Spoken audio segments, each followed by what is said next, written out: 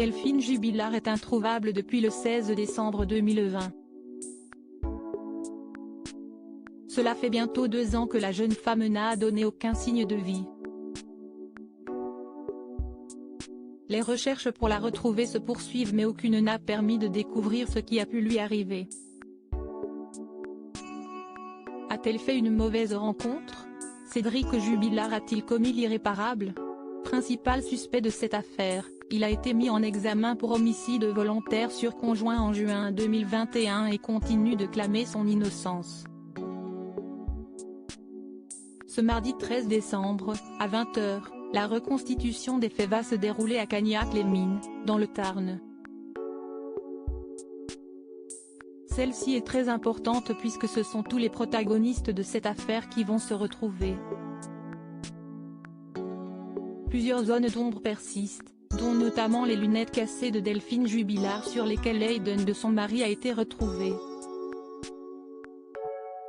Il y a également l'activation de son portable, à plusieurs reprises la nuit de sa disparition mais aussi les cris entendus par des voisins. Que s'est-il passé dans la nuit du 15 au 16 décembre 2020? Comme le révèle CNU, le village sera totalement bouclé pendant 5 à 7 heures afin d'empêcher quiconque de venir perturber cette reconstitution. La presse sera maintenue à bonne distance et une centaine de gendarmes seront déployés afin de sécuriser les lieux et de mener cette opération à bien. Permettra-t-elle d'obtenir des réponses concrètes et de découvrir ce qui est arrivé à Delphine Jubilard? Les faits remontent au 15 décembre 2020 lorsque le couvre-feu était encore en vigueur.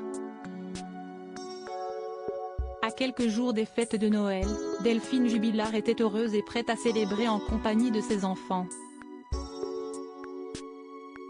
Si elle avait décidé de divorcer de Cédric Jubilard et de refaire sa vie avec un homme surnommé l'amant de Montauban, elle souhaitait toutefois laisser passer les fêtes avant de le quitter. Le 16 décembre au matin, sa disparition est signalée par son mari et l'enquête va alors débuter. Celle-ci ne va pas être de tout repos, notamment puisque les éléments contradictoires vont s'enchaîner. Selon les proches de la jeune femme, elle ne serait jamais partie de son plein gré, en laissant ses 2 enfants. Cédric Jubilard a-t-il alors commis l'irréparable? Celui qui ne cesse de clamer son innocence a expliqué avoir mangé avec elle, « Je suis allé promener les chiens et puis je suis allé au lit. » Une soirée banale mais qui a viré au cauchemar.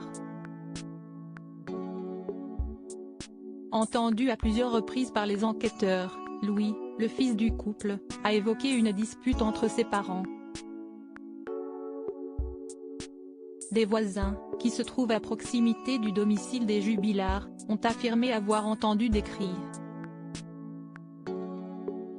Quand les gendarmes sont arrivés dans le salon, ils ont découvert les lunettes cassées de la disparue, ce qui leur a laissé penser qu'il pourrait s'agir de la scène de crime. Toutefois, depuis le 16 décembre 2020, ni le portable ni le corps de Delphine Jubilard n'ont été retrouvés. Les données Google ont permis de découvrir que celui-ci avait été activé à plusieurs reprises, jusqu'à environ 6 h du matin. Mais où se trouve-t-il?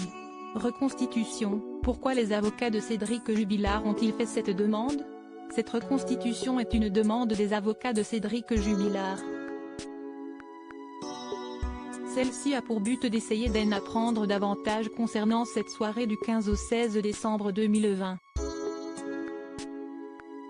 Les zones d'ombre qui persistent vont être évoquées et, selon Jean-Baptiste Allary, elle va mettre en avant le fait que matériellement, mon client ne peut pas avoir tué sa femme, a-t-il affirmé avant d'évoquer un dossier plein d'incohérences. Ainsi, c'est sous la direction de magistrats instructeurs que cette reconstitution va se dérouler.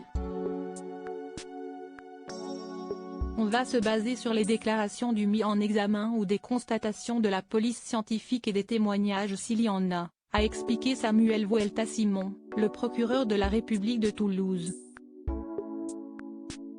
Celle-ci va-t-elle permettre de découvrir ce qui est arrivé à Delphine Jubilard? De nouveaux éléments vont-ils être mis en avant?